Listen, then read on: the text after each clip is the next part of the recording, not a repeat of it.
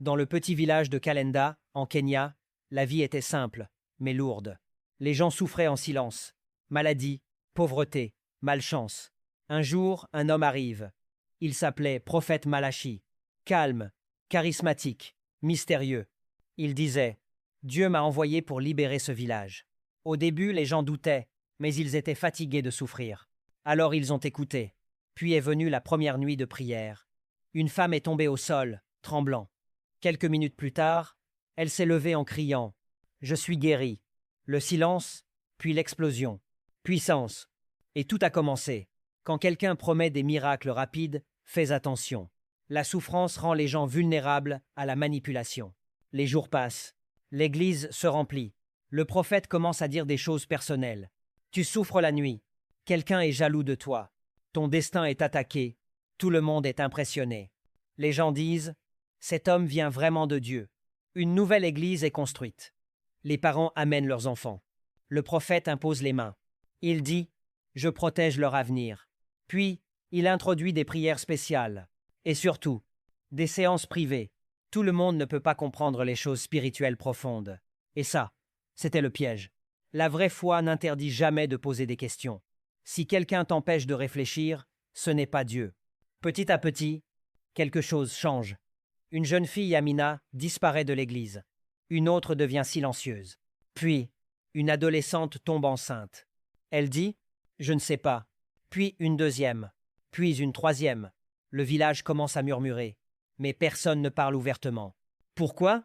Parce que le prophète avait déjà dit « Celui qui parle contre l'homme de Dieu sera maudit ». La peur s'installe. Le silence protège le mensonge. Le silence face à l'injustice donne du pouvoir au mal. La peur est l'arme principale des manipulateurs. Un jour, une jeune fille, Naomi, craque. Son père lui demande « Dis-moi la vérité ». Elle pleure, tremble, puis elle murmure « C'est le prophète ». Silence total. Les autres filles sont interrogées. Une par une, elles confirment. Même histoire, même manipulation, même mensonge. Les parents réalisent, ils ont confié leurs enfants à un prédateur. La colère monte. La vérité peut être lente, mais elle finit toujours par sortir.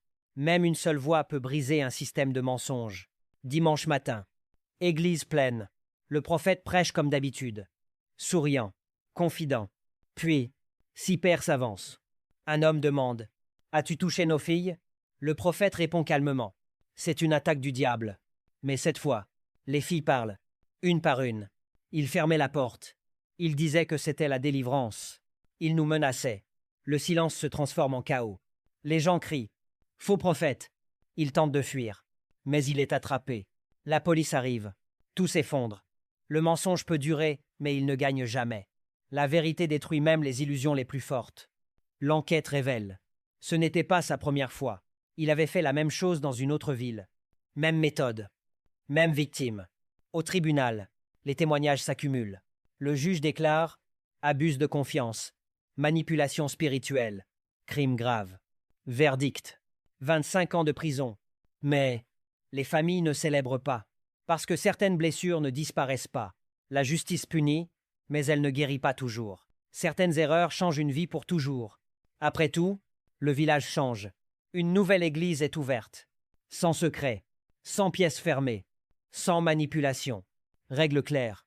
Pas de séance privée avec mineurs. Pas de délivrance secrète. Transparence totale. Les filles commencent à guérir. Un jour, elles se réunissent. Et l'une dit « Je pensais être la seule ». Une autre répond « Moi aussi ». Et à ce moment-là, elles comprennent qu'elles ne sont plus seules. La guérison commence quand on parle. La vraie autorité protège, elle ne cache pas. Le charisme n'est pas le caractère. Les miracles ne justifient jamais l'abus. Dieu n'a pas besoin de secrets pour agir. Après le jugement, le silence est revenu à Kalenda. Mais ce n'était plus le même silence. C'était un silence lourd, rempli de souvenirs. Les filles essayaient de continuer leur vie. Mais chaque nuit, cauchemars, peur, honte, confusion. Certaines ne pouvaient plus entrer dans une église. D'autres ne pouvaient plus prier, parce que chaque prière leur rappelait sa voix. « Ceci est pour ta délivrance ». Les parents aussi souffraient. Un père répétait souvent « J'aurais dû voir, j'aurais dû protéger ». Mais le passé ne change pas. Les blessures invisibles sont souvent les plus profondes. Ne minimise jamais la douleur intérieure de quelqu'un. Un nouveau pasteur arrive. Il s'appelait Pasteur Daniel. Contrairement à l'ancien, il ne criait pas. Il ne faisait pas de spectacle. Il ne promettait pas des miracles rapides. Il disait simplement « Dieu n'est pas dans la peur, Dieu est dans la vérité ». Petit à petit, il commence à parler aux jeunes. Il écoute. Il ne juge pas. Une fille lui demande « Comment croire encore après tout ça ?»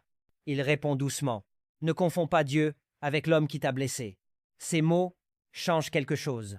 Dieu ne ressemble pas aux hommes qui abusent de son nom. La foi peut être reconstruite même après la trahison. Mais le monde extérieur n'était pas aussi compréhensif. Certaines personnes murmuraient. Elles ont accepté. Pourquoi elles n'ont pas parlé plus tôt? Elles cherchent l'attention. Ces paroles blessent encore plus. Une des filles, Ruth, explose un jour. Tu penses que c'est facile de parler contre quelqu'un que tout le monde appelle homme de Dieu? Le silence tombe, parce que la vérité est dure. Les victimes ne sont pas faibles. Elles sont piégées. Ne juge jamais une victime si tu n'as pas vécu sa peur. Le courage de parler est déjà une victoire. Un jour, les filles prennent une décision. Elles vont raconter leur histoire publiquement. Pas pour la honte, mais pour protéger d'autres. Elles organisent une rencontre dans le village. Devant tout le monde, une à une. Elles parlent. Leur voix tremble, mais elles ne s'arrêtent pas. Ils utilisaient la prière. Ils nous faisaient croire que c'était normal. Ils disaient que si on parlait, on serait maudite. Les gens pleurent. Certaines femmes se reconnaissent dans ces histoires, parce que ce n'était pas un cas isolé. Ce jour-là, les victimes deviennent des survivantes. Parler peut libérer non seulement toi, mais aussi les autres. Ta voix peut sauver des vies. Des années passent, Calenda n'est plus le même village. Il est devenu plus vigilant, plus sage, plus conscient. Les filles ont grandi. Certaines sont devenues enseignantes, conseillères, leaders communautaires. Une d'elles, Naomi, dit un jour « Il a essayé de détruire notre destin, mais Dieu l'a transformé en mission. L'Église est maintenant remplie de lumière. Pas de peur, pas de secret, juste la vérité. Et cette vérité reste gravée dans le cœur de tous. Un vrai homme de Dieu protège. Un faux homme de Dieu contrôle. Le mal peut blesser, mais il ne peut pas détruire une vie déterminée. La lumière finit toujours par vaincre l'obscurité. Ne crois pas tout ce qui brille spirituellement. La vérité n'a jamais besoin d'être cachée. Ton instinct est une protection, écoute-le.